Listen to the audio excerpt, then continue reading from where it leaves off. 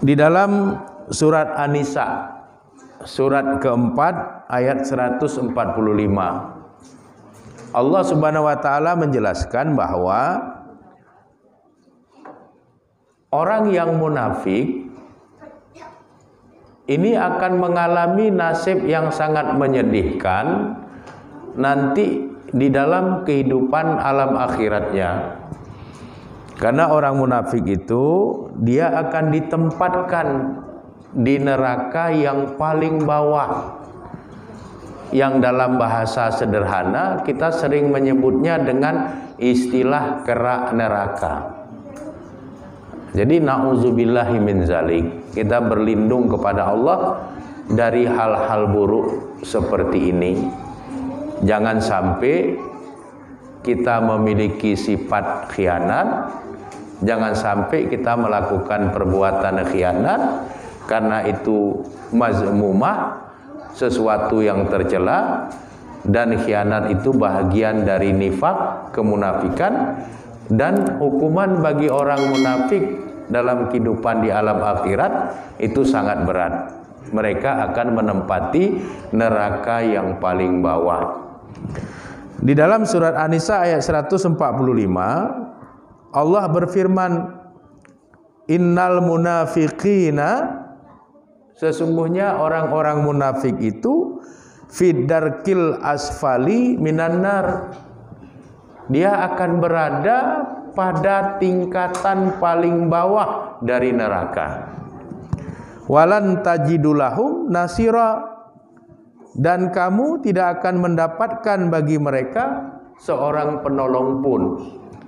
Jadi tidak ada orang yang akan menolong orang munafik yang akan dihukum oleh Allah Subhanahu wa taala dimasukkan ke dalam neraka, di mana posisi nerakanya itu adalah fiddarkil asfali minan nar, di bagian neraka yang paling bawah.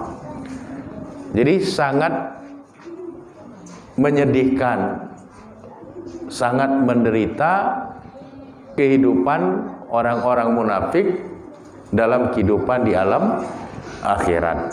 Oleh karenanya kita harus berhati-hati dalam hidup ini. Jadilah kita hamba-hamba Allah yang baik, yang memiliki akhlak yang terpuji, dan jauhilah akhlak-akhlak yang mazmumah, akhlak-akhlak yang buruk. Ya, tidak hanya khianat, tidak hanya munafik, tidak hanya fasik, tidak hanya riya, tidak hanya ujub, tidak hanya dendam, ya, tidak hanya kibir, takabur, tapi semua akhlak yang mazmumah, akhlak yang tercela, dan perbuatan-perbuatan tercela itu harus kita jauhi supaya kita sama-sama selamat di dunia ini, sama-sama selamat nanti dalam kehidupan di alam akhirat. Bapak-bapak dan ibu-ibu serta anak-anak kami yang dirahmati oleh Allah Subhanahu wa taala, di dalam hadis yang diriwayatkan oleh Imam Ahmad, nomor hadisnya 6514, sumbernya dari sahabat Abdullah bin Amr bin As. Nabi menjelaskan, kalau keburukan-keburukan sudah lazim terjadi, kalau sifat khianat dan perbuatan khianat sudah sering terjadi, maka itu bisa menjadi bahagian dari tanda-tanda kiamat akan terjadi. Di dalam hadis ini Nabi menjelaskan, wala taqumus saah, wala taqum, tidak akan tegak, tidak akan berdiri, tidak akan terjadi apa? As-saah, hari kiamat, hatta yuzharul fuhsyu, sampai perbuatan keji itu muncul. Jadi kalau perbuatan keji banyak muncul, ini kita harus hati-hati. Di mana-mana orang berbuat perbuatan al-fuhsyu, perbuatan keji. Ini hati-hati. Wa tafahush, ya, kebiasaan-kebiasaan berbuat keji muncul. Ya. Wa qati'atur rahmi, kegiatan-kegiatan yang bersifat memutus hubungan kasih sayang, hubungan silaturahmi, ini menjadi biasa. Ini kita harus hati-hati. Kalau abang tidak lagi mengunjungi adiknya, kalau anak tidak lagi peduli sama ayah ibunya, kalau ayah ibu sudah menelantarkan anak-anaknya, tidak ada lagi silaturahim antara satu hamba Allah dengan hamba Allah yang lain, maka hati-hati, itu bahagian dari tanda-tanda kiamat. Kemudian wasu'ul muhawarah, keburukan-keburukan dalam kehidupan bertetangga ini menjadi biasa. Jadi satu tetangga menyakiti hati dan perasaan tetangganya yang lain dan dianggap itu hal yang biasa. Nah, kalau itu sudah terjadi, itu juga bagian dari tanda-tanda kiamat. Hatta sampai puncaknya itu yu'tamanal khain, di mana orang-orang yang berbuat khianat diberikan amanah. Wa yukhawwanal amin, sedangkan orang-orang yang amanah ini dianggap khianat. Nah, kalau itu sudah terjadi, maka itu bahagian dari tanda-tanda sudah dekatnya kiamat.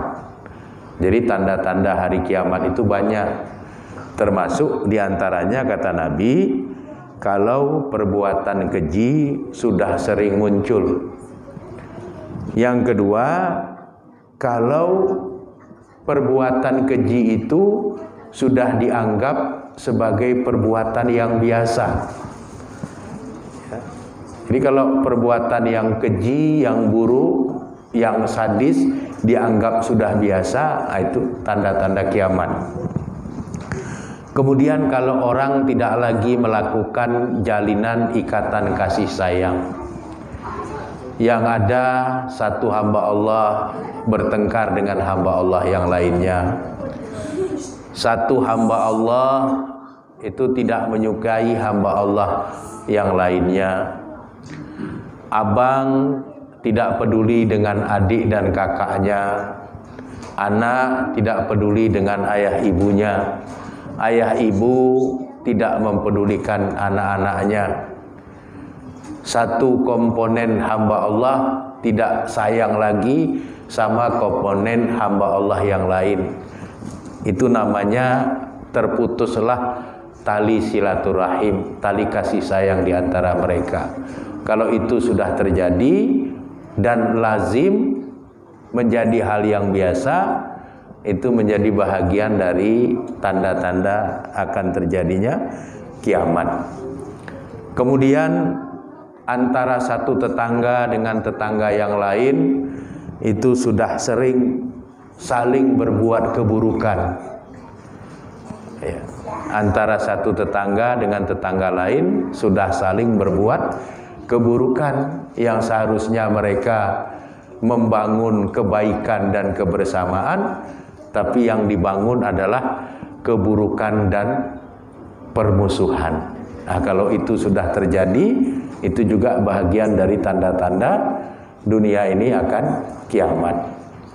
Lalu puncaknya kata Nabi, kalau orang yang berbuat khianat malah diberikan amanah, dan orang yang amanah dikhianati. Nah, kalau itu sudah terjadi dan terjadinya di mana-mana di seluruh dunia, maka itu pertanda bahwa kiamat juga sudah dekat. Nah, jadi kenapa kita harus menjauhi sifat tercela khianat? Karena sifat tercela khianat itu menjadi bahagian dari tanda-tanda akan datangnya kiamat. Kemudian di dalam surat An-Nisa ayat 105, Allah Subhanahu wa taala melarang kita untuk membela orang-orang yang bersifat buruk, yaitu sifat khianat. Jadi orang yang bersifat khianat ini tidak boleh dibela. Disebutkan dalam surat An-Nisa ayat 105. Wala takun lil khainina khosima. Janganlah kamu menjadi pembela bagi orang-orang yang berkhianat. Jadi orang yang berkhianat itu sifatnya buruk. Jadi jangan dibela. Yang buruk harus disebutkan itu buruk, harus dinasihati supaya dia meninggalkan sifat buruknya. Jangan orang bersifat buruk kemudian dibela. Begitulah Allah mengajarkan kepada kita. Begitu juga di dalam surat An-Nisa ayat 107. Allah melarang kita berdebat, ribut sesama kita gara-gara orang yang berkhianat. Wala tujadil, jangan kamu bertengkar, jangan kamu berdebat. Anil lazina yakhtanuna anfusahum, untuk membela orang-orang yang berkhianat pada diri mereka sendiri. Innallaha la yuhibbu man kana khawanan asima. Sesungguhnya Allah la yuhibbu, tidak menyukai apa yang tidak disukai oleh Allah. Mangkana khawanan, orang-orang yang bersifat dan berbuat khianat. Asiman, dan Allah juga tidak menyukai orang-orang yang hidupnya bergelimang dengan dosa. Nah, jadi kita tidak boleh bertengkar hanya ingin membela sifat buruk khianat. Kita tidak boleh bertengkar hanya untuk membela orang-orang yang hidupnya bergelimang dalam dosa. Ya, jadi nggak perlu kita bertengkar untuk membela orang-orang yang bersifat khianat dan hidupnya bergelimang dalam dosa. Nah, itu. Lalu tugas kita apa? Tugas kita menasihati.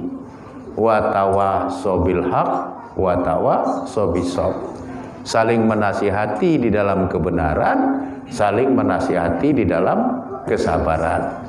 Kalau ada orang suka berbuat buruk, nasihati dia supaya dia meninggalkan sifat buruknya. Kalau ada orang biasa berbuat dosa, kita nasihati dia supaya dia beristighfar, bertaubat, jangan lagi hidup bergelimang di dalam dosa. Begitulah Allah membimbing kita supaya kehidupan kita ini menjadi kehidupan yang selalu bersinergi, selalu berselaras dengan kebaikan-kebaikan. Di dalam surat Al-Hajj ayat 38, surat Al-Hajj ini surat yang ke-22, Allah berfirman, innallaha la yuhibbu kulla khawanin kafurin.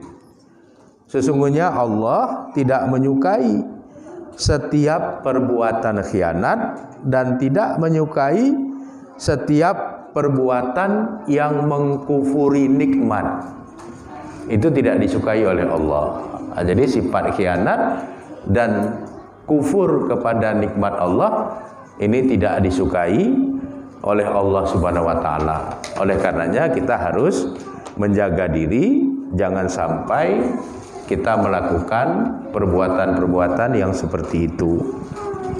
Di dalam surat Yusuf, surat ke-12 ayat 52, Allah juga berfirman, wa anallaha la yahdi kaidal khainin, dan adalah Allah tidak akan meridhoi apa? Kaidal khainin, tipu daya orang-orang yang berbuat khianat. Jadi tipu daya perbuatan khianat itu tidak akan mendapatkan ridho dari Allah Subhanahu wa taala. Ini semua menggambarkan betapa tercelanya sifat dan perbuatan khianat itu, sehingga umat Islam tidak boleh sampai melakukan perbuatan-perbuatan tercela seperti itu. Di dalam hadis yang diriwayatkan oleh Imam Tirmizi dari sahabat Sauban, Nabi bersabda, "Man mata," siapapun yang mati, siapapun yang meninggal dunia, "wa huwa bariun min salasin," dia terlepas dari 3 hal,